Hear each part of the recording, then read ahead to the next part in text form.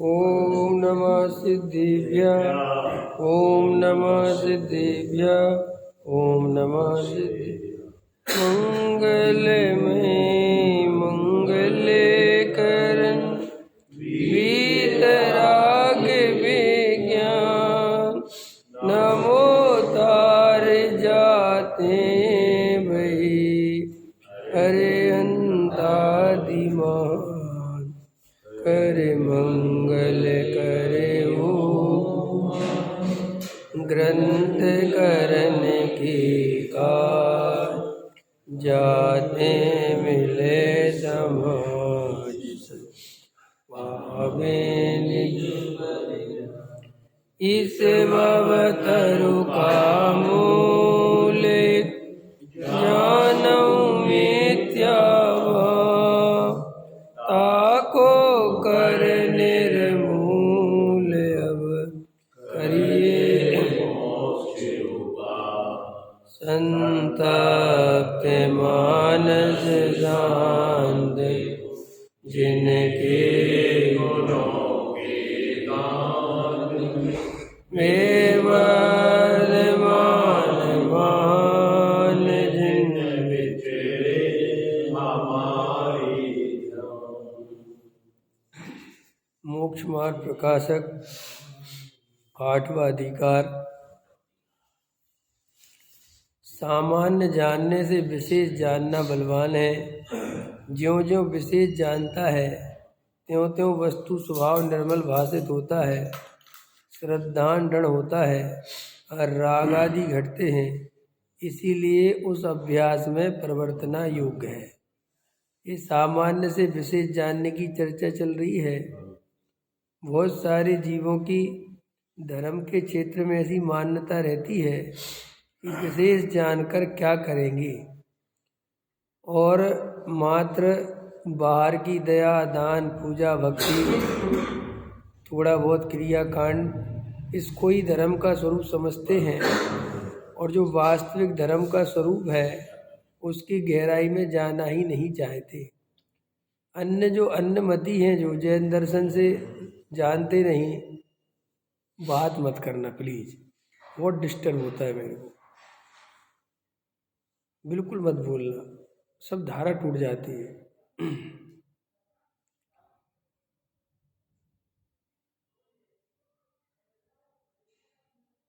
जो अन्यमती हैं वो तो वास्तव में उनके यहाँ जो तत्व की गहराई है वो ना के बराबर है ही नहीं, और उनमें तो सीधा भगवान को ही करता धरता मानते हैं और वो अपने को ऐसा मानते हैं कि सब भगवान करता धरने वाला है। अपन तो भगवान के भक्त हैं, भगवान के पुजारी हैं और अपन तो भगवान की पूजा भक्ति करो। और वो इस तरह से उनका जो जीवन है वो तो इस धर्म के नाम पर भगवान को करता धरता मानकर उनको खुश करने के लिए लगे रहते हैं। जैन दर्शन वास्तव में इसमें सर्वज्ञ देव का जो वस्तु का स्वरूप है, जो सर्वज्ञ की वाणी है, इसमें बहुत गहराई से वस्तु व्यवस्था को समझाया गया है कि कैसे विश्व की व्यवस्था है। विश्व कहते किसे हैं? 6 द्रव्यों के समूह को विश्व कहते हैं। फिर वो 6 द्रव्य कौन कौन से हैं, उनका क्या स्वरूप है, फिर जीव और पुद्गल का विशेष स्वरूप बताया, 3 लोक का स्वरूप, मध्यलोक ऊर्ध्वलोक पाताल अधोलोक, नरकों का स्वर्गों का, द्रव्य का गुण का पर्याय का, पुद्गल परमाणु का क्या स्वरूप है, कैसे जीव को कर्मबंध होता है। माने बहुत विशेष व्याख्या। कार्य निमित्त से नहीं होता, उपादान से होता है।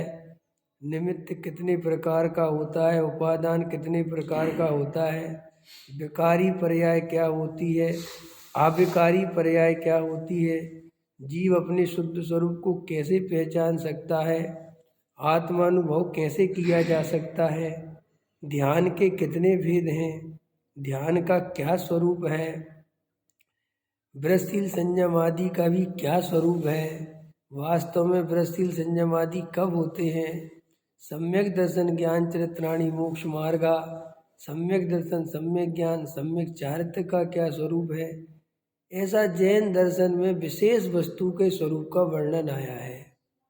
इसलिए हमें विशेष को जानने का उपाय करना ही चाहिए।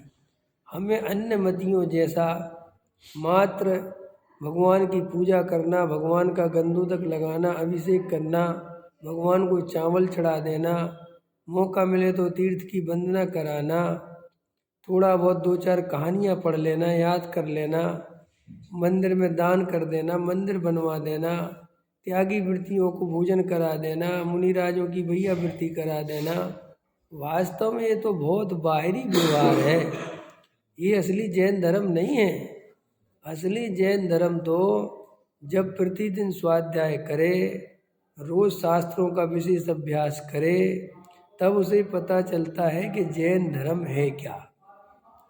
इसलिए 99% लोग तो जो अन्नमति है उनकी तो अपन को चर्चा करनी नहीं, उनके बारे में तो आपको बता दिया। लेकिन जो जैनी हैं, जो पक्के दिगंबर धर्म में जन्मे हैं, उनमें भी 90% लोग जैन धर्म का स्वरूप समझ नहीं पाते और ये बाहर के जीवन में ही भाव खो देते हैं और मर जाते हैं, पर्याय पूरी कर लेते हैं। अपन को बड़े भाग्य से ये पूरा का पूरा जिनागम का तत्व अभ्यास करने का पूज्य गुरुदेव के निमित्त से जो सत्समागम मिला है, जो जनवाणी का अभ्यास करने की आदत पड़ी है, स्वाध्याय करने की जो अपने अंदर एक प्रकृति बनी है, अब इससे हम सम्यक दर्शन की प्राप्ति कर सकते हैं अगर अपन गहरा तत्व अभ्यास करें तो। यहाँ टोडरमल जी साहब अपने को यही समझा रहे हैं कि तुम सामान्य जानने से अच्छा है थोड़ा विशेष जानो। तुम ऊपर ऊपर जानने से अच्छा है कि अंदर से जानो, गहराई से जानो।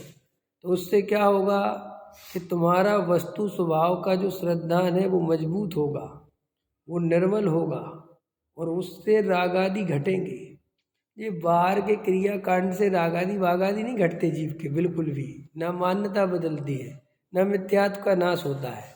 इसका कारण भी है। देखो, सामान्य जीव जो हैं, संसारी जीव हैं, उनकी प्रवृत्ति क्या है, वो क्या चाहते हैं? वो सिर्फ संसार में रहकर संसार में ही सुखी होना चाहते हैं। क्या कहा सुनील जी? संसार में रहकर संसार में ही सुखी होना चाहिए, बस। उनको इससे ज़्यादा तुम्हारे मोक्ष से, तुम्हारी आत्मा से उन्हें कोई लेना देना नहीं। और एक सामान्य जीवों की ये धारणा है। इसलिए आप देखना, गहराई से विचार करना, लोग इतने पढ़ लिख जाते हैं, बड़े बड़े स्टार बन जाते हैं, सुपरस्टार बन जाते हैं, नेता बन जाते हैं, अभिनेता बन जाते हैं, इंजीनियर बन जाते हैं, डॉक्टर बन जाते हैं, वैज्ञानिक बन जाते हैं, बड़े बड़े उद्योगपति बन जाते हैं, लेकिन धर्म के क्षेत्र में वो एक पायदान भी आगे नहीं बढ़ते। वहाँ इतने बुद्धू बन के रहते हैं। मैंने अभी मुकेश अंबानी कितना बड़ा आदमी है ना, बहुत बड़ा आदमी, लेकिन वो भी धर्म के नाम पर उससे पूछो कि 6 द्रव्य क्या चीज़ है, वो कहे कि भाई ये क्या चीज़ होती है। तो कहोगे तुम धर्म नहीं समझना चाहते। अरे धर्म क्या होता है? पंडित जी को बुलाओ, हवन करवा दो, कोई पूजा करवा दो, कोई दान करवा दो, नहीं हो तो तिरुपति के दर्शन करा दो। बोलो, बड़े बड़े डॉक्टर, बड़े बड़े इंजीनियरों के हॉस्पिटल में जाओ, उनके ऑफिसों में जाओ, गणेश जी लगा रखे हैं, लक्ष्मी जी लगा रखी हैं, क्यों मंदिर बना रखा। उनसे पूछो क्या चीज़ है, इसके बारे में क्या जानते हो? I don't know. क्या जवाब है उसका? I don't. तो नहीं, I don't know, you are right. तो लगाया क्यों है? समझ में आया? हम समझ गए कि तुम नहीं है तो लगाएगा वो कुछ नहीं।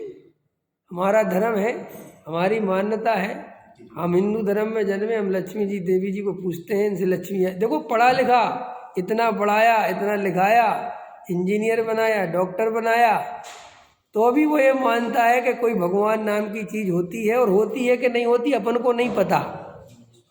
लेकिन याद रखना, ये कुल का धर्म, जाति का धर्म छोड़ना हंसी खेल नहीं है।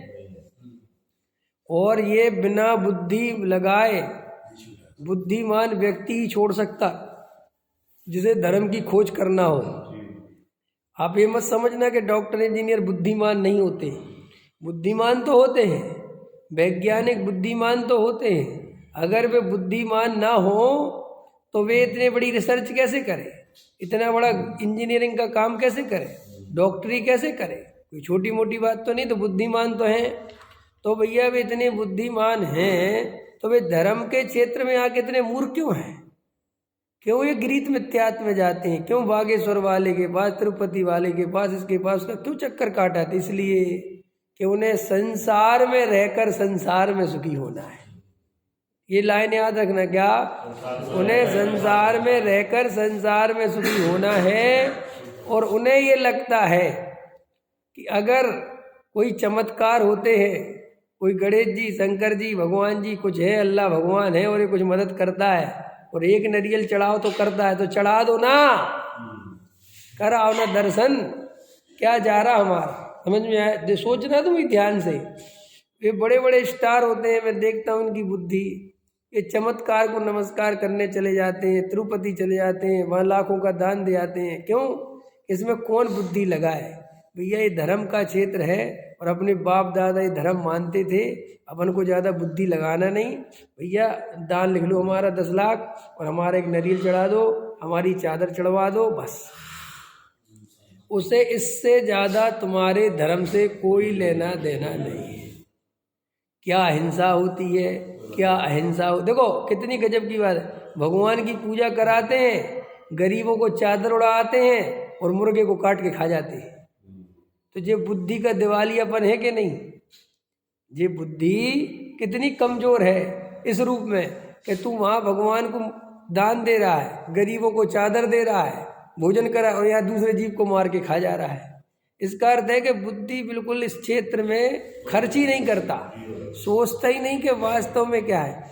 इसलिए जो ये जगत के ऊपर ये पुण्य राज करता है, ये जो पुण्य है, ये धर्म का ठेकेदार बना बैठा है और उसने सारी दुनिया को अपने बस में कर रखा है।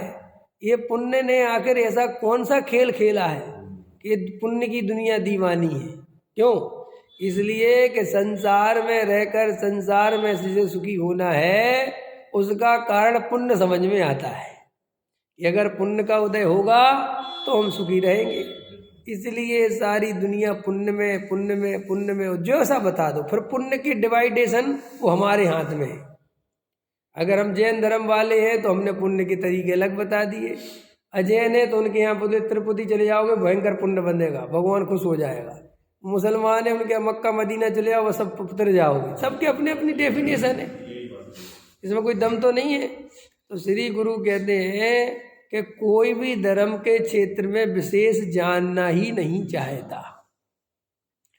कोई ये नहीं जानना चाहता ये विश्व की व्यवस्था क्या है। सीधी सी बात है, वो भगवान है, ऊपर बैठे हैं ब्रह्मा जी, वे सृष्टि को रचते हैं और वे सब व्यवस्था देखते हैं, और अपन काहे को झंझट में पड़ो। क्योंकि वो झंझट में इसलिए नहीं पड़ना चाहता कि उसे इससे कोई सुख का समझ नहीं आती। उसे लगता है इससे क्या सुख का संबंध है। उसका सुख का संबंध उसको दिखाई देता है कि मेरे को तो 10 करोड़ रुपए दे दो, मेरा बंगला बना दो, मुझे तो ये सुख समझ में आता है। मुझे किसी से लेना देना नहीं है कि कौन करता है कौन करता नहीं है। और इसी स्ट्रक्चर पे ये सामान्य जीवों की स्थिति ना, ऐसे हम जैनी भी ऐसे ही हैं। इसलिए जैनियों के पास इतना माल है, इतने शास्त्र हैं, इतनी बढ़िया डेफिनेशन है, इतना वस्तु व्यवस्था का बिल्कुल व्यवस्थित स्वरूप है, तो भी जैनी अधिकतर पढ़ते लिखते नहीं है। ये भी चांदनपुर वाले, महावीर जी वाले, तिजारा वाले, ये गुरु वो गुरु, ये सब इसमें लगे रहते हैं। और क्यों? और स्वाध्याय के नाम पर भी कोई विशेष जानने को तैयार नहीं है, बस थोड़ी भावुकता कर ली। तो कल आपको मैंने एक पॉइंट बताया था, निमित्त और उपादान। तो आपसे कल होमवर्क कहा था कि दिन भर देखना कार्य निमित्त से होता है कि उपादान से। बोलो, कार्य कल दिन भर हुआ तो निमित्त से हुआ कि उपादान से हुआ है? उपादान से हुआ। तो उपादान दिखा कि निमित्त दिखा? निमित्त दिखा। लेकिन तुम्हारे अंदर धारा वही कि नहीं, निमित्त से नहीं होता, उपादान से होता है। तुम्हारी दृष्टि निमित्ताधीन तो नहीं हुई। अब तुम कहते हो कि नहीं साहब, ये तो हमें पता है कि कार्य उपादान से होता है, लेकिन दिखाई निमित्त देता है। बात तुम्हें पता है, इतनी अकेली बात नहीं है। तुम्हारे ये तो जानकारी है। फिर हमारे साथ जानकारी और ज्ञान का क्या अंतर है कि जानना उसे कहते हैं कि तुम्हारे अंदर वो मान्यता ऐसी वो धारा बहे कि कार्य उपादान से होता है, निमित्त से नहीं होता। निमित्त दिखता तो है लेकिन कार्य निमित्त से नहीं। जब तक ये धारा अपने अंदर नहीं बहे तब तक ये जानना कि अभी हमारा जानना सच्चा नहीं हुआ, अभी तक हमारा श्रद्धान पक्का नहीं हुआ। देखो सम्यक दृष्टि यही तो है, जिसके अंदर उपादान की धारा बह रही है, जिसके अंदर भेद ज्ञान की धारा बह रही है, वो भी हमारे तुम्हारे जैसा जीवन व्यतीत करता है, उसका भी वैसे ही ग्रस्त जीवन है, लेकिन अंदर में बहुत मान्यता बदल गई है। ख्याल में वो मान्यता बाहर से नहीं दिखती है, वो अंदर से ही दिखती है।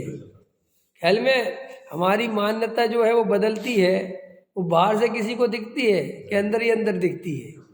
देखो जैसे समझ लो तुम्हारे पास पहले पैसा नहीं था, ध्यान उदाहरण दे रहा हूँ ताकि समझ में आए, और अब तुम्हारे पास थोड़ा पैसा हो गया, तुमने मकान ले लिया, 2-4 करोड़ का तुम्हारा बैंक बैलेंस हो गया, तो तुम्हारे बाहर में तो तुम जैसे हो वैसे ही दिखते रहते हो, लेकिन अंदर में तुम्हें कहीं ना कहीं उसकी फीलिंग, उसका सुख महसूस होता है कि नहीं होता है? वो अंदर उसका वजन महसूस होता है कि नहीं होता है? ऐसा वजन तुम्हें अपने ज्ञायक भाव का होने लगे, ऐसी अनुभूति, ऐसा आनंद तुम्हें अंदर ही अंदर, बाहर में किसी को कुछ नहीं दिखेगा। उल्टा हम तो तुमसे पूछते हैं कि अरविंद जी बहुत बड़ा मकान बना लिया, अरे क्या पंडित जी क्या रखा, सब जड़ की बातें हैं। तो जो ऊपर ऊपर से तो बिल्कुल ऐसे बोलते हैं, लेकिन उसका बल रहता है अंदर, रहता ना। ऐसे हम लोग क्या करते हैं, उल्टा करते हैं, हम बातें तो करते हैं वैराग्य की और रस रहता है राग का। तो तुम क्या दुनिया को बहुत मूर्ख बनाने की कोशिश करते हो, लेकिन तुम दुनिया को मूर्ख बना के करोगे भी क्या? क्योंकि दुनिया को थोड़ी 4 गति में घूमना है, तो घूमना तो तुम्हें है तुम्हारी मान्यता से। वे तो अपनी अपनी मान्यता से जो जहाँ जाएगा जाएगा। अब आप मेरे सामने बोल भी दोगे कि साहब मेरे को कोई रस नहीं है संसार में, तो मैं मान भी लूँगा कि नहीं है, मुझे क्या है, लेकिन वो तो तुम अंदर से जानते हो कि है कि नहीं, वो तो तुम्हारा अनुभव तुम ही जानते हो ना। तो देखो कार्य निमित्त से नहीं होता, कार्य उपादान से होता है। ये मैंने कल आपको इस पर चर्चा की थी और आपको समझाया था कि भाई निमित्त दिखाई देता है, उपादान दिखाई नहीं देता, और हम दिन भर उस निमित्त के पीछे पड़े रहते हैं, और हमारी सारी चेतना, हमारी सारी शक्ति, हमारा सारा उपयोग वो इस निमित्तों में चला जाता है। क्यों चला जाता है निमित्तों में? क्योंकि हमारे अंदर श्रद्धा है कि निमित्त से कार्य होता है। हम देखो पैसे के पीछे इतने पागल क्यों हैं? पैसे, आपको पैसे कमाने का, पैसे जोड़ने का, पैसे का जो अंदर रहता है, इतनी ताकत लगाते हो, क्या कारण है? मैं आपसे पूछूं क्या कारण है? क्योंकि आपको ये लगता है कि पैसे से सुख आता है, यही तो निमित्ताधीन दृष्टि है। और क्या है निमित्त, क्या है? और वो निमित्त का निमित्त है वो पैसा। क्यों? पैसे से सुख नहीं होता, ये बिल्कुल पक्की बात है।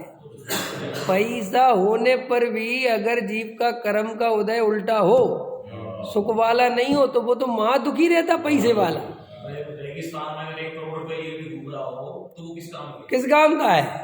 हम कह रहे अभी देखो ना, अभी तुम्हारे पास 10 अरब रुपए हो जाए और तुम्हें कैंसर हो जाए, तुम कहोगे मैं पैसे का क्या करूं? तो इसका मतलब ये पता चल गया कि यार पैसा भी कुछ नहीं चाहिए, पहले निरोगी का चाहिए।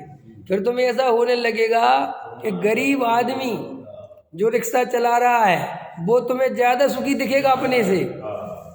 वो कहेगा बाबूजी मैं तो रिक्शा ही चलाता हूँ। अरे तुम कहोगे रिक्शा तो चलाता है लेकिन तेरे पास जिंदगी तो है, मैं तो अभी मरने ही वाला हूँ। लो, इसका मतलब क्या हुआ? तो अपन को ये निमित्त की जो ताकत है, ये अगर अपन के समझ में आ जाए कि निमित्त कुछ नहीं करता। देखो भाई, कई लोगों को घबराहट, बेचैनी की बीमारी हो जाती है, डरने लगते हैं, एंजाइटी बोलते हैं आजकल उसे, है एंजाइटी हो गई। एंजाइटी क्या है? जी एंजाइटी क्या है?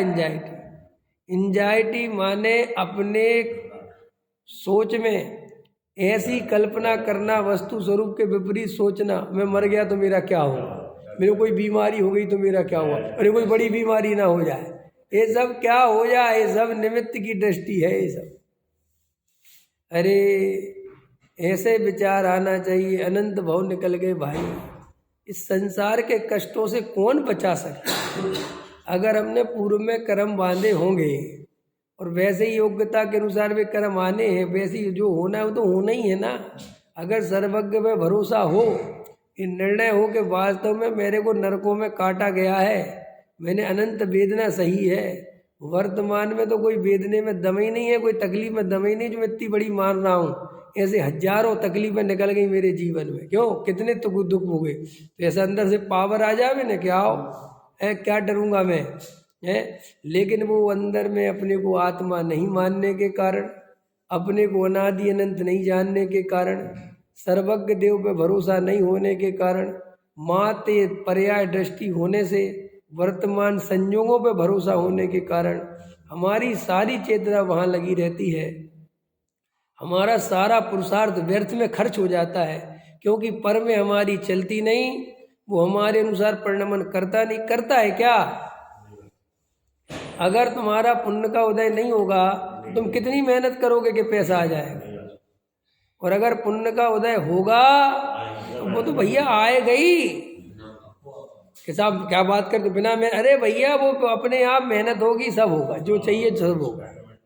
जब कार्य होना होता है तो वो वैसा विकल्प जो उसके लिए चाहिए वो तो आता ही है। क्या सोचना, ये सिद्धांत एक जगह नहीं लगता कि विनाश काल विपरीत बुद्धि, इसका अर्थ यही नहीं होता। इसका अर्थ सम्यक भी करो। क्यों विनाश की जगह क्यों करो विकास? वेरी गुड, विकास क्या, विनाश काले, विकास काले सम्यक बुद्धि समझ में, विनाश में ही मत लगाओ, विकास में भी लगेगी। जब तुम्हारा विकास होना होगा तो तुम्हें सम्यक बुद्धि भी मिलेगी।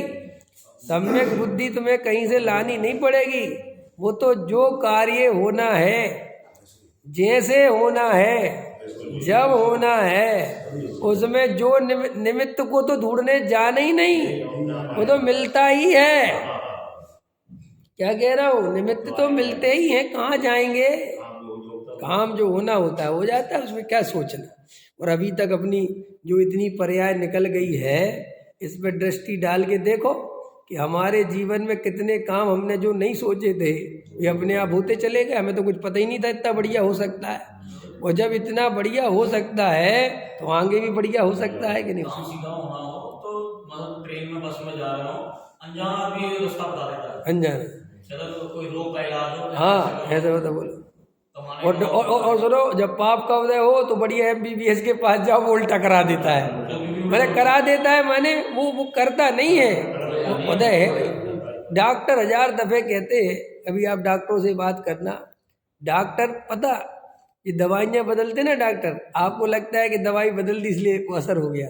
डॉक्टर पता है जानते हैं अंदर से, यार यही दवाई इसको दी थी, इसको फायदा कर गई, इसको दी थी, इसको फायदा कर गई, तो ये तीसरे को उसी रोग में फायदा नहीं कर रही, तो वो क्या कंपनी बदल देगा, ये बदल देगा उसको, उसके पास कुछ रिजल्ट। ऐसा थोड़ी कि 50 तरह की दवाइयाँ हैं, वो एक्सपेरिमेंट करता रहता है। और वो भी अंदर, हालांकि वो पढ़ा नहीं है, लेकिन वो ये जानता है अंदर कि भगवान की जब तक मर्जी नहीं होगी ठीक नहीं होगा, अपन तो देते रहो। देखो देखो कितनी बढ़िया बात है। सर्दी जुकाम 3-4 दिन में ठीक होता है, और ये पहले ठीक करना चाहता है, तो क्या होता है कि उल्टा फंसता है, उसे ठीक करने जाता है और मरता है।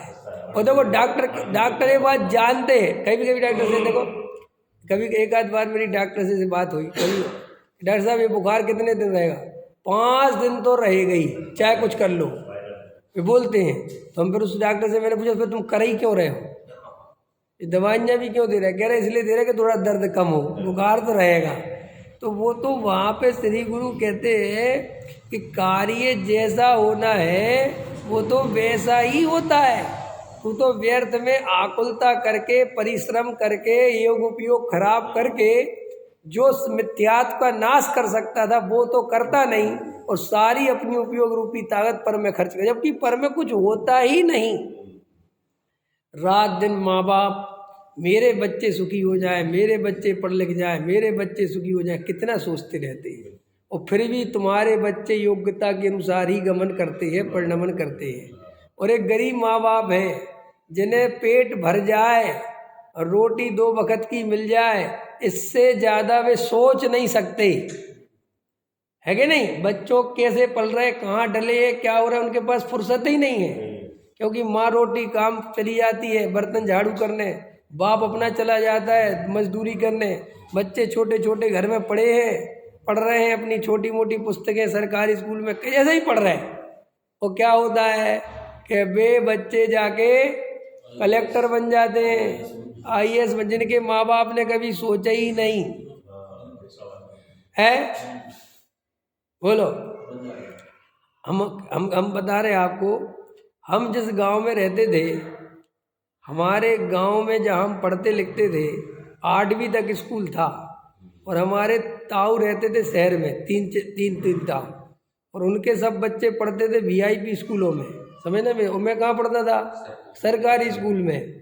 तो वे जब भी मेरे को कोई मिलता था या मैं कभी सागर जाता था, तो वे मेरे से कहते थे तेरा क्या होगा। समझ में आया क्या कहते थे मेरे से, तेरा क्या होगा। हम देख देख के सोचते क्या करेगा तो, कैसे पढ़ेगा लिखेगा, ना तो कोई स्कूल है ना कोई वहाँ पढ़ाने। हम भी सोचते थे वास्तव में कि क्या होगा, हम भी सोचते थे, समझ में आया कि नहीं आया। लेकिन हकीकत बताऊं, सबसे ज़्यादा खानदान में फिर मैं ही पढ़ा। बोलो, ये गजब की बात है। वे तो कोई ग्रेजुएशन किया, कोई फर्स्ट ईयर पढ़ा, कोई सेकंड ईयर पढ़ा, किसी ने छोड़ दिया कुछ, और हम पढ़ते रहे। तो अब कहाँ तुम्हारा ये बाहर का गणित सही बैठता है। गणित तो ये कह रहा था कि ये मजदूरी करेगा, गणित तो यही कह रहा था ना, लेकिन गणित तो उल्टा निकला तुम्हारा। जो तुम्हें मजदूरी लग रही थी वो आदमी कुछ बन गया, और जिस आदमी को देख रहे थे तुम्हें कुछ बनेगा वो मजदूर बन गया। इसी दिल्ली की बात सुनाता हूँ, इसलिए तुम्हें समझ में आया, इसलिए सुनाता हूँ ये बातें। इसी दिल्ली में जब हम गली कूचों में जाओ या निकलो, तो मैं देखता हूँ, उनसे पूछो, बातचीत करो, कभी कोई मिल जाते कि भैया तुम दिल्ली में कब से रह रहे, कि साहब हमारा तो जन्म ही दिल्ली में हुआ है। तुम्हारा दिल्ली में जन्म? अरे हमारे बाप का जन्म दिल्ली में हुआ। अरे भाई इतने पुराने तुम दिल्ली के रहने वाले हो? कि हाँ हम इतने पुराने रहने वाले हैं दिल्ली के। फिर भी मैं देखता हूँ कि वे अपना मकान नहीं बना पाए। वे जहाँ रह रहे थे वे वैसे ही रह रहे हैं, हद हो गई। और ऐसी जगह, विश्वास नगर जैसी जगह, जहाँ पे कभी 100 रुपये गज क्यों 50, हमारे डेली वेली वाले बताते जो पुराने हैं 40-40 साल पुराने, वो बताते भाई साहब यहाँ कब्जा होते थे, चाहे जहाँ जगह घेर लो 10-10 हज़ार रुपये में 200-200 गज जगह मिलती थी। समझ में आया? और बोले हमारी बुद्धि ऐसी चलती थी कि हम सोचते थे यहाँ लेके क्या करेंगे, बिहार में ले लें। समझ में आया कि नहीं आया? समझ रहे क्यों ऐसा हो सकता है कि नहीं होता है? और हमने देखा कि यार तुम यहाँ रहते थे, यहाँ इतने व्यापार धंधे थे, तुम करते क्या रहे? यहाँ एक से एक चीजें बताओ चलती थी है, और लोग आगे 10-10, 15, 20-20 साल में करोड़पति बन गए, अरबपति बन गए। ये जितने बिहारों में रहते ना, एक भी बाहर दिल्ली का नहीं है, सब बाहर से आए हुए हैं। कोई 20 साल पहले, कोई 25 साल पहले, कोई 30 साल पहले, और जी सब इतना। तो अब कि नहीं साहब उनने बुद्धि, अरे बुद्धि कुछ नहीं होती। जब पूर्व पुण्य का उदय पल्ले हो, समझ में आया? और वो पुण्य का उदय था सो तुम्हें दिल्ली भी ले आया, क्योंकि तुम्हें कुछ होना था ना, बनना था ना, तो गांव से निकल आए। और जिनके पुण्य का उदय नहीं था वे दिल्ली में रह के, मैं कितने लोगों को जानता हूँ दूसरों को अपना घर किराए पे देते रहे फैक्ट्री लगाने के लिए, लगा लो, और 10,000 5,000 किराए पे देते रहे कि नहीं देते रहे, और खुद ने कुछ नहीं किया। तो अब अपन को लगता है ये मूर्ख है। कोई मूर्ख की बात नहीं है। जे कर्म पूरब किए खोटे, कर्म जो है वो उदय के अनुसार चीजें बनती हैं। तो साहब हम क्या करें? अरे अब आत्मा का वेद ज्ञान अनुभव करो, क्योंकि हमें पता चल गया कि हमारे हाथ में पर द्रव्य की व्यवस्था नहीं है। इतनी सी बात है। इसके लिए तुम्हें एक कहानी सुना रहे, और तुम जो सारी ताकत रात दिन पुद्गल के चिंतन में लगा देते हो, वह चिंतन आत्मा का करो, तो तुम अनंत काल के लिए सुखी हो सकते हो। कितनी बात, देखो पर में तो कुछ कर नहीं सकते, वहाँ तो व्यवस्था है नहीं, और तुम्हारी जो शक्ति है अगर वो आत्मा में लगा दोगे, वो लिखा ना, काना पोड़ा पड़ा हाथ में चूसे तो रोवे, है ना, कि काना पोड़ा हाथ में पड़ा हो और उसको चूसेगा तो रोएगा, कुछ उससे मिलने वाला नहीं। और अगर वो ही उसको भूमि में बो देगा तो उसमें से गन्ने ही गन्ने बढ़िया बढ़िया निकलेंगे। ऐसे ही सुनो, तुम्हारे पास जो वर्तमान में ज्ञान दर्शन की शक्ति सामर्थ्य है, ये जितना छह उपशम है, ये जितनी विशुद्धि है, ये जितनी देशना लब्धि है, ये जो तुम तत्व सुन रहे हो, अगर इसे अपने आत्मचिंतन में, भेद ज्ञान में, आत्मानुभव में लगा दोगे तो सिद्ध बनने का मार्ग तैयार हो जाएगा, सिद्ध बनने की तैयारी चालू हो जाएगी। अनंत भवों का जन्म मरण का दुख छूट जाएगा, अनंत दुखों की कहानी पे ब्रेक लग जाएगा, संसार चार गति परिभ्रमण में ब्रेक लग जाएगा, तो मुक्ति के अधिकारी हो जाओगे, तो मोक्ष के अधिकारी हो जाओगे।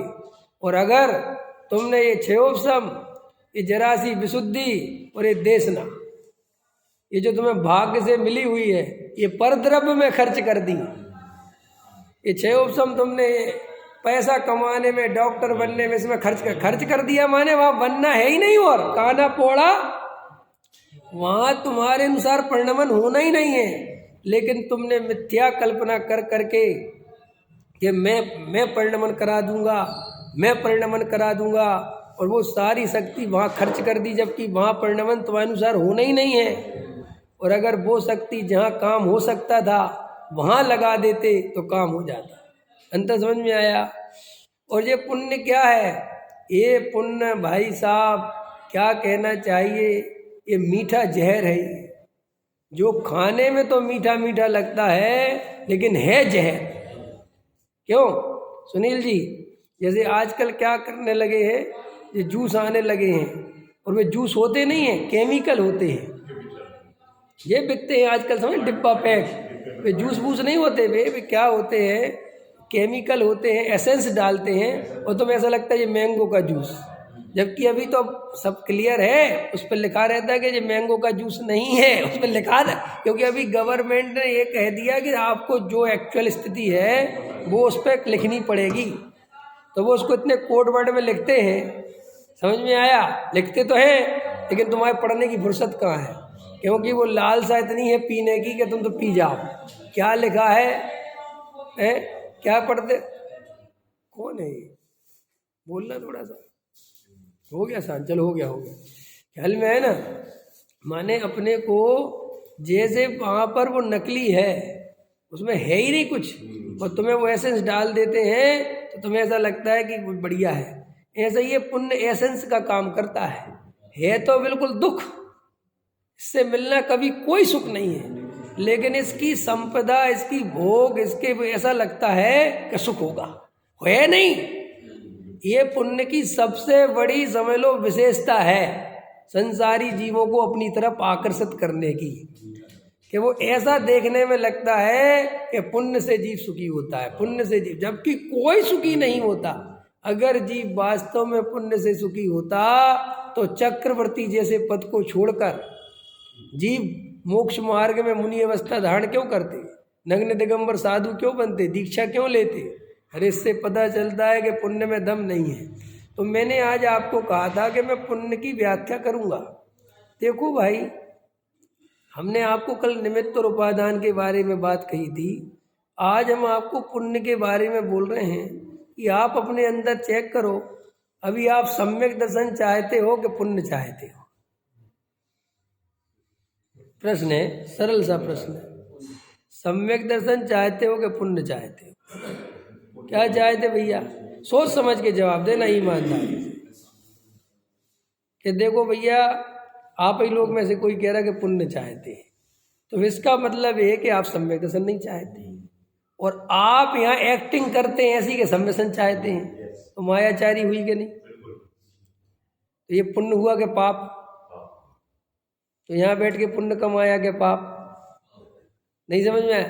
जब आपको चाहिए पुण्य है और आपसे हम पूछते तो आप कहते साहब सम्मेलन चाहिए, और फिर बाद में आप दुनिया भर के पंडितों का सिर्फ खाते रहते हो कि सम्मेलन तो होता नहीं, और वो पंडित बेचारा सीधा साधा होता है, वो जवाब देता फिरता है, वो बताता रहता है ऐसा करो ऐसा। मेरे से कोई पूछता है ना कि पंडित जी हमें सम्मेलन, मैं कहने धराओ, जरा ही से ऐसा बुलाओ उन्हें धराओ, तो घबरा जाता है कि बुला क्यों रहे, इधर आओ। इसलिए तो आते नहीं मेरी सभा में लोग, उनको पता है ख्याल में है कि नहीं है, हाँ कि ये पूछेगा, असलियत बताएगा। कई लोग मेरे प्रवचन में से उठ के भग जाते हैं, भग जाते माने सुनते हैं फिर चले जाते हैं, चले जाते माने पीठ पीछे बोलते, अरे पता नहीं क्या क्या बोलते रहते हैं यार, वे तो पुण्य को उड़ा देते हैं, क्रिया को उड़ा देते हैं। मैं कहता हूँ भैया मेरे से मुंह पे पूछ लेते ना, भागने की जगह हमसे कहते, चर्चा करते, हम कौन से दुश्मन है के AK-47 लेके बैठे के तुम्हें ये प्रश्न पूछोगे तो मार देंगे। हमसे पूछते, हम तुम्हें जवाब देते, बाकायदा जवाब देते कि नहीं कि भाई हमने पुण्य को हे क्यों कहा, और अगर तुम अणु मात्र भी पुण्य को उपादेय मानोगे, ऐसी मान्यता रखोगे कि पुण्य तो करना चाहिए, सम्यक दर्शन नहीं होगा भाई साहब। ये मैं नहीं कह रहा हूँ, ये कुंद कुंद पे भरोसा है, नहीं कुंद कुंद पे भरोसा है, यहाँ पक्का तो बे कह रहे, और किस पे भरोसा है बोलो। कल मैं डॉक्टर साहब का प्रवचन सुन रहा था, तो वो प्रवचन में एक बात कही, वो अच्छी बात है, वो बताता। उनने कहा कि ये जो मैं बात समझा रहा हूँ ये गुरुदेव ने यहाँ कोट करी है, मैंने गुरुदेव ने ये बात कही है। और बोले साहब गुरुदेव जब समझा रहे थे तो उनने श्रीमद जी को कोट करा और उनने टोडामल जी को कोट करा। तो बोले ये कोट करने का मतलब क्या होता है ये सुन लो। वो इसको समझा रहे थे कि मैंने गुरुदेव को कोट करा क्योंकि मैं जानता हूँ जब तक मैं गुरुदेव का नाम नहीं लूँगा ये काठियावाड़ी गुजराती सुनेगी नहीं।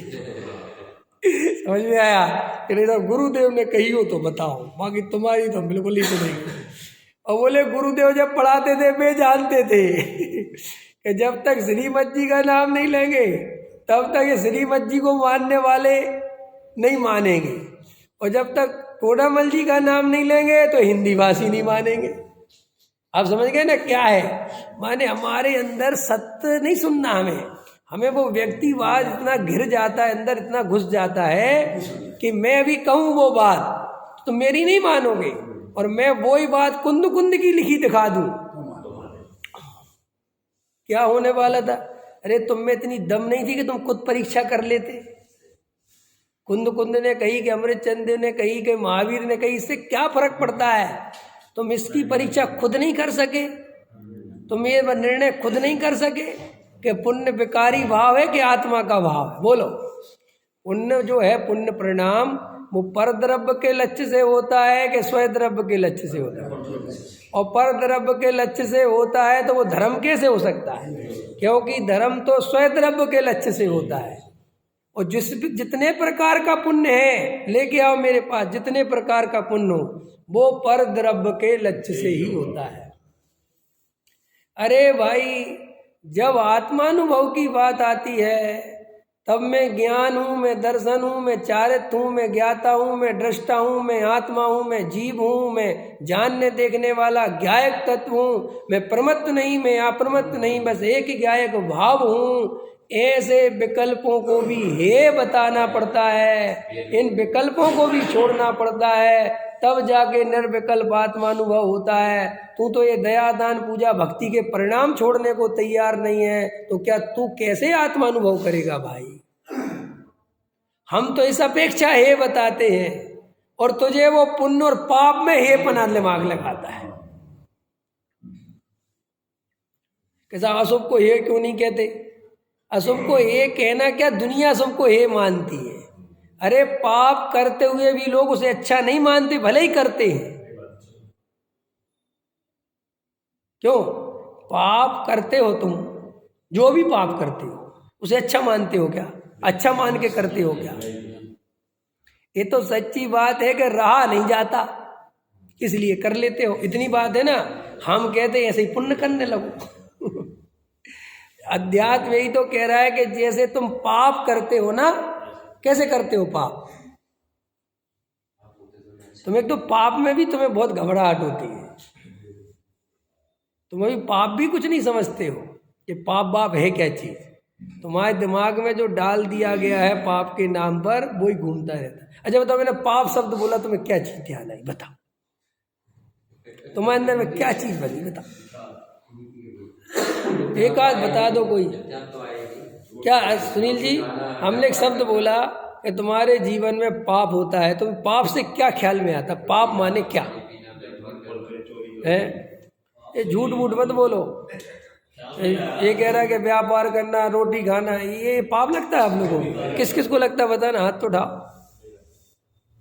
तुम्हें पता जो पाप लगता है वो पाप तो तुम करते ही नहीं जो तुम्हें लगता है। समझ में मैं क्या कहना चाहता हूँ? वो तो तुम करते नहीं, वो तो सिर्फ तुम भाव करते हो जो तुम्हें पाप लगता है। अब ये मेरी भाषा समझ में नहीं आ रही होगी, अब मैं उससे ज़्यादा खोलने की कोशिश नहीं कर रहा हूँ, अब वो अपने अपने लगा लेना। तुम अंदर में देखोगे तो अभी तुम पाप के बारे में भी सत्य नहीं जानते। अभी पाप क्या है पता है? सबसे बड़ा पाप क्या है? मिथ्यात्व। और वो तो तुम्हारे जेब में आता भी नहीं है। हम मिथ्यात्व को पाप गिनते ही नहीं, हमें याद भी नहीं आता ये पाप क्या है। सबसे बड़ा पाप मिथ्यात्व है जो हमें दिखाई नहीं देता। पता हमें पाप क्या दिखाई दे? हम बता रहे, अब तुम्हें हम बता रहे पाप 5 पाप है ना? हिंसा, झूठ, चोरी, कुशील, परिग्रह, बराबर है 5 है ना? अब इसमें से देखो, तुम्हें असली हिंसा किसे कहते भी गुरुदेव की सुन लिया तुमने? पुरुषार्थ सिद्धि उपाय पे चल रहा 46वें नंबर का श्लोक है वो, 43-46 इसी हिंसा की चर्चा है। आत्मा में राग द्वेष के परिणाम उत्पन्न होना, ये हिंसा है, ये लगती है हिंसा। और राग द्वेष के परिणाम भी पता कौन से?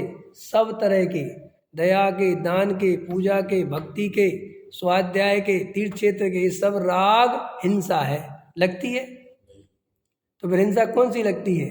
कि हम गए और हमने चीटी पे पैर रख दिया जानबूझ के, वो लगती है हिंसा। इसके अलावा कोई हिंसा विंसा नहीं लगती तुम्हें। तुम्हें समझ में आ गई? बिल्कुल दिख जाए मरता हुआ जीव तुम्हारे निमित्त से तो तुम्हें लगता है हिंसा हो गई, बाकी कोई हिंसा विंसा का मतलब नहीं है। ऐसे ही झूठ, 24 घंटे झूठ बोलते हो, कोई पाप बाप नहीं लगता। समझ में आया? झूठ तो हम इससे बेधड़क बोलते हैं, कोई दिक्कत है झूठ बोलने में? है रात दिन झूठा ही तो बोल रहा है। व्यापार में क्या चल रहा है? व्यापार माने झूठा, जिसमें झूठ प्रति समय बोलना पड़े वो व्यापार। व्यापार बिना झूठ के चलता है क्या? मैं तुमसे बोलूं 10 रुपए की चीज आई, क्यों बताओ नरेश? हमारे नरेश हैं, पीवीसी नरेश, बताओ पीवीसी कितने की आई? शास्त्री 70 रुपये वाली है, बिल्कुल 70 में आई है मुझे, और मैं आपको 70 में दे रहा। ऐसा धंधा हो सकता है क्या? ऐसा हो सकता है? रेट टू रेट दे रहे हैं, गजब है। कोई देता है दुनिया में? तो ये झूठ नहीं है। तुम्हें लगता है कि झूठ है ये मैं बोल रहा हूँ? मुझे लगता है मस्ती से चलता है, क्या झूठ है? ठीक है, चोरी आ जाओ, चोरी में कौन सी चोरी लगती है कि किसी घर में डाकी डाल लो, किसी का पर्स उठा लो, छीन लो, है ना, पैकेट मार लो, पॉकेट मार लो, तो तुम चोरी मानोगे। बाकी पर द्रव्य में रोज एकत्र मत करते तो भोगते तो उसको लेने की भावना, ये जमीन खरीद लूं, ये खरीद, सब चोरी तो है। क्यों? और बोल दूं कुछ और बोल देता। देखो भाई, लोग कहते हैं कि अनंतानुबंधी कसाई जाती है तो अनंत पाप छूट जाता है, लेकिन बाहर में कुछ दिखाई नहीं देता, नहीं दिखाई देता ना। लेकिन करना नियोग कहता है कि पाप छूट गया, अनंतानुबंधी गई, अनंत कसाय गई।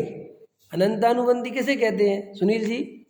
अनंतानुबंधी, अनंतानुबंधी का अर्थ होता है जो अनंत बंद करा दे, जो अनंत संसार का कारण हो, उसे अनंतानुबंधी कसाय कहते हैं। जो अनंत पर पदार्थों में रस राग कराए उसे अनंतानुबंधी कहते हैं। हाँ, अब अनंतानुबंधी गई तो अनंत पाप छूटा कि नहीं छूटा? लेकिन बाहर में इतना सा अंश भी नहीं दिखता। और चरणान योग कहता है कि हम तो जादू से ही कहते हैं जो सिर पे चढ़ के बोले। समझ में आया कि नहीं आया?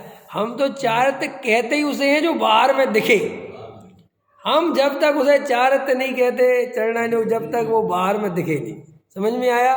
तुम्हारे अंदर क्या, हमें कोई लेना देना नहीं। पकड़ में आया?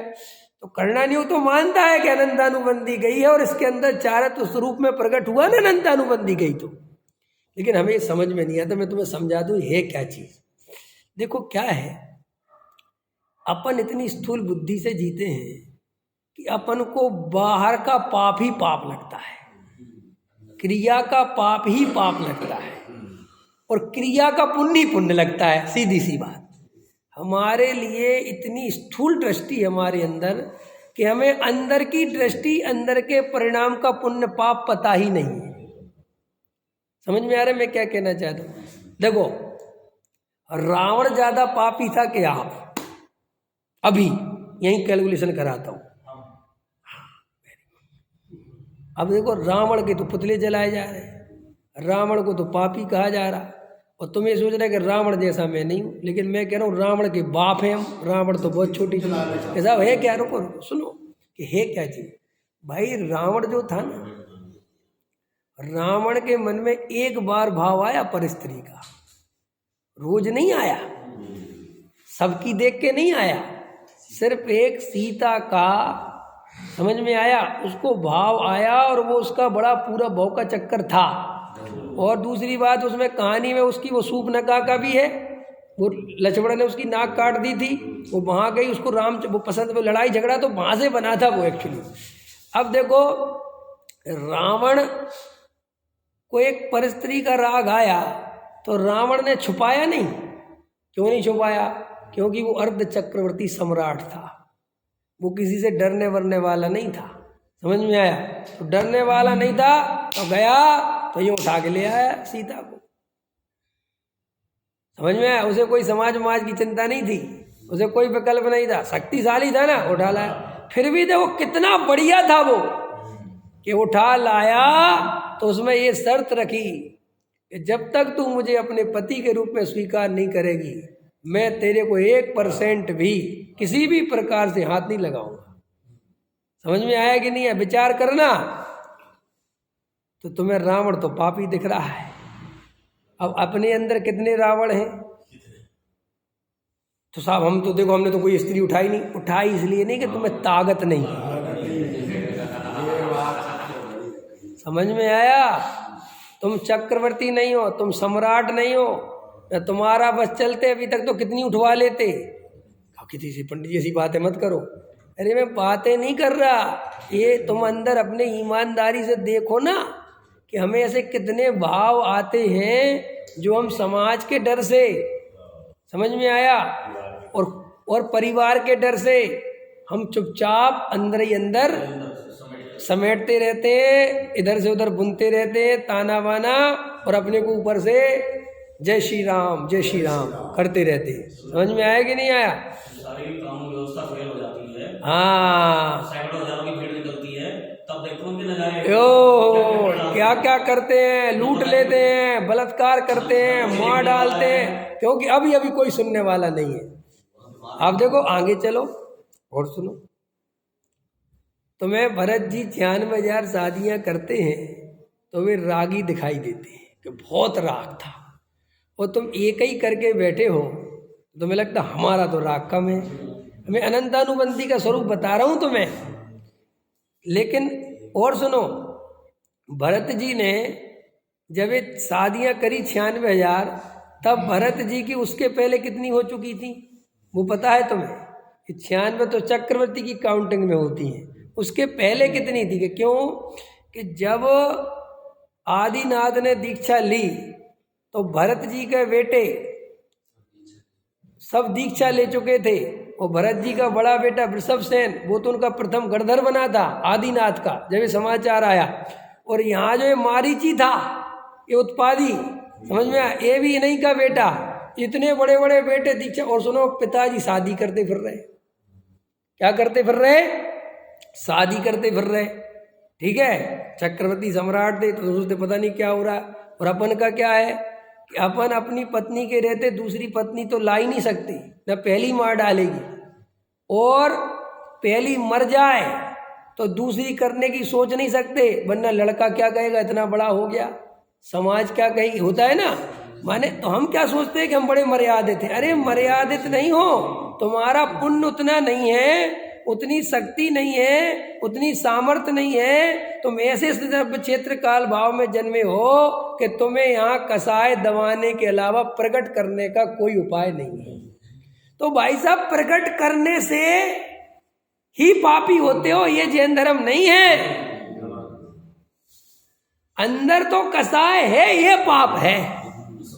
अगर कसाय व्यक्त होना ही पाप होता तो फिर एक इंद्री वहीं से मोक्ष चला जाता, फिर तो निगोदिया को सीधा मोक्ष भेजो, क्योंकि बेचारा एक भी कसाय व्यक्ति ही नहीं कर पाता। वो तो पेड़ हजारों हजारों वर्ष खड़े रहते, क्या कसाय करते बेचारे, किसी का क्या नुकसान पहुंचाते हैं। गाय बेचारी कितनी सीधी है, तो मोक्ष हो जाना चाहिए गाय को। तो गाय क्या खाती है बताना सुनील जी, बकरी क्या खाती है बेचारी, घास खाती, बकरी तो और बिल्कुल, और हिरण तो और, हिरण पता कैसा घास खाता, हिरण के बारे में पता है, ऊपर ऊपर का, कभी जड़ से नहीं उखाड़ता हिरण, वही घास। घास अगर हिरण का घास खाते देखोगे तो वो कभी एक पेड़ पौधे को नुकसान ही नहीं पहुंचाता, इतना इतना कम खाता है वो हिरण। समझ में आया कि नहीं, बिल्कुल ऊपर ऊपर चुनता है। तो इन्हें तो मोक्ष हो जाना चाहिए भाई। हिरण किसका बुरा करता है, किसी को मारता है हिरण, क्यों मोक्ष जाना चाहिए कि नहीं जाना चाहिए, आपसे पूछता हूं। अगर कसाय व्यक्त नहीं करने से मोक्ष जाते, साहब कसाय है ही नहीं, दिखती तो है नहीं, अगर आप दिखने दिखाने को कसाय समझते हो तो भी आप जैन धर्म नहीं समझते, और सही पूछो तो हम यही समझते हैं। हम क्रियावादी लोग हैं, हमें क्रिया की इतनी पकड़ है कि हम सारा पाप भी क्रिया से मानते हैं और सारा पुण्य भी क्रिया से, इसलिए हम परिणामों की तरफ कभी देख ही नहीं पाते, क्योंकि परिणाम की तरफ तो वो देखता है जो उसकी क्रिया से दृष्टि हटती है। और सुनो, यहाँ तो परिणाम से भी दृष्टि हटाकर आप परिणामी पर जाना है तो कितना कठिन कार्य है। अभी तो तुम जरा सी कोई क्रिया हो रही हो, मंदिर में भीड़ हो रही हो और तुम्हें वो क्रिया करने नहीं मिले तो तुम्हें ऐसा लगता तुम्हारा गलत हो गया। सब नहीं होता, बोलो। सब में से करके पहाड़ पे तुम नीचे हो और तुम्हारी भावना बहुत है और पैर में तकलीफ है, नहीं चढ़ पाए, तो तुम्हें ऐसा लगता है मेरी वंदना नहीं हुई, यही मानते हो ना। तुम भावों से वंदना मानते ही नहीं, क्रिया आ गई ना, आ गई ना क्रिया। बोलो काय काय में क्रिया लेके आऊं, तुम्हारे अंदर राग द्वेष उत्पन्न होते रहते हैं दिन भर 24 घंटे, तुम्हें कभी नहीं लगता मेरे अंदर हिंसा हो रही है।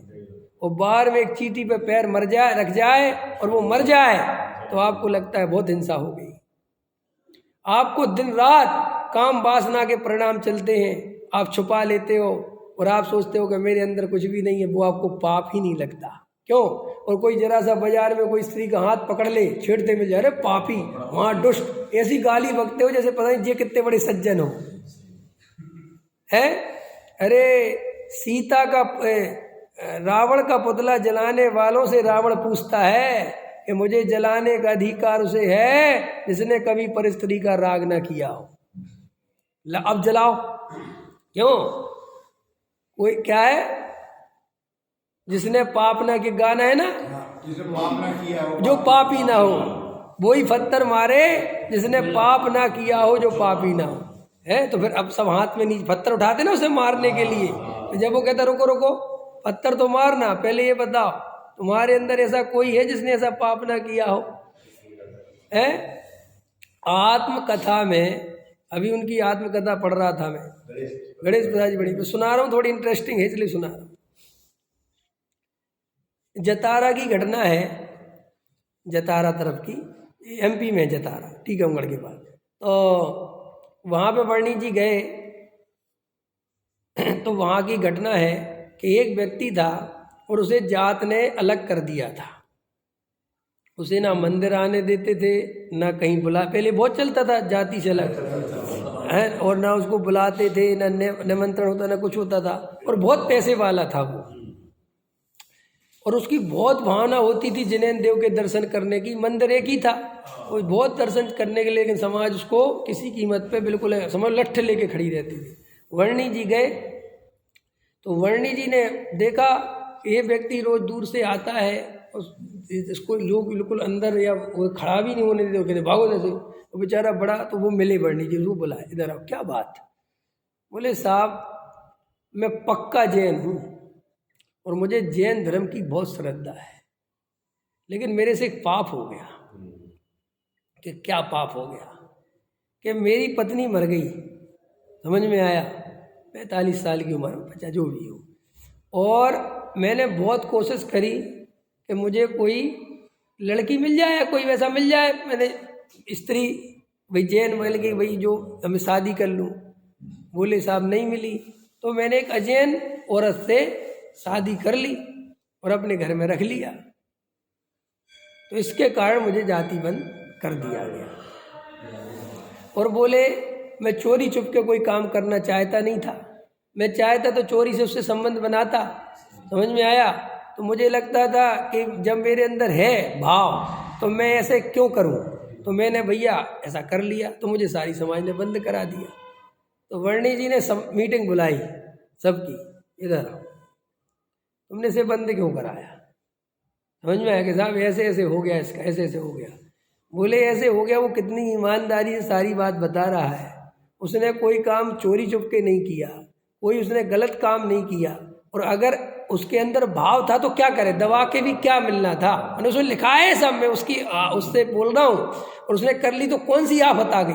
और तुम लोग उसे मंदिर से निकाल रहे हो तो एक कल के दिन अजैन धर्म अपना लेगा, दूसरा धर्म अपना लेगा, फिर क्या कर लोगे। तो वहाँ वर्णी जी ने लिखा है, उस समय की परिस्थितियाँ होती होंगी कि हमने कितने लोगों को अजैन बनाने में हम निमित्त बने, कि क्योंकि गलती तो मनुष्य से होती है, और तुमने एकदम से जाति से निकाल दिया, धर्म से निकाल दिया, तो क्या हुआ, उसने दूसरा धर्म अपना लिया। अरे अब उसने कर ही लिया तो उसका प्रायश्चित करवाओ, वो तैयार है, दंड देने को तैयार है ना, और उसे तो बताओ इसके दंड ले लो। तो समाज वालों ने कहा कि क्या दंड ले लेंगे, तुम्हारी ये वेदी बढ़िया नहीं है, इससे बनवा लो, बढ़िया पैसे वाला है। समझ गया। तो हाँ, तो उसने उस समय 50,000 रुपये दिए, वेदी बनी बढ़िया, तो सब करवा लिया, उससे पैसा लेके, तो भी कहे कि इसको भगवान नहीं छूने देंगे। हाँ, फिर अड़ गए। फिर उन्होंने कहा अब सुनो मेरी बात, अब बहुत हो गई तुम्हारी, अब तुम ये बताओ तुम्हारे अंदर इतने ही भाव ईमानदारी के हैं, क्यों तुमने अजैन की स्त्री को देख के राग नहीं किया, कसाई नहीं करी, बताओ कौन है, हाथ उठाओ, और पाप लगेगा भगवान की बेदी के सामने, उठाओ हाथ। अब सब हाथ के सबके हाथ है।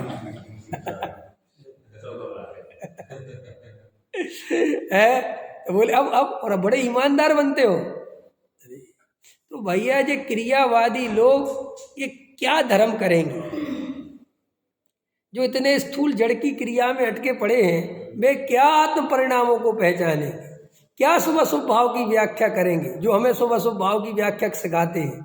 क्रिया से ना शुभ होता है ना शुभ होता है भाई, असली शुभ अशुभ तो परिणामों से होता है, और आत्मा उन शुभ अशुभ परिणामों से भी भिन्न करके, उन्हें भी आश्रव बंद करके, जानकर उनसे भी दृष्टि हटाकर, जब एक ज्ञायक भाव पर दृष्टि लगाता है, एक जानने देखने वाले तत्व को जानता है, तब यह जीव संवर को प्राप्त होता है, तब यह जीव निर्जरा को प्राप्त होता है, तब यह जीव मोक्ष को प्राप्त होता है। इसके अलावा संवर निर्जरा मोक्ष का और कोई कारण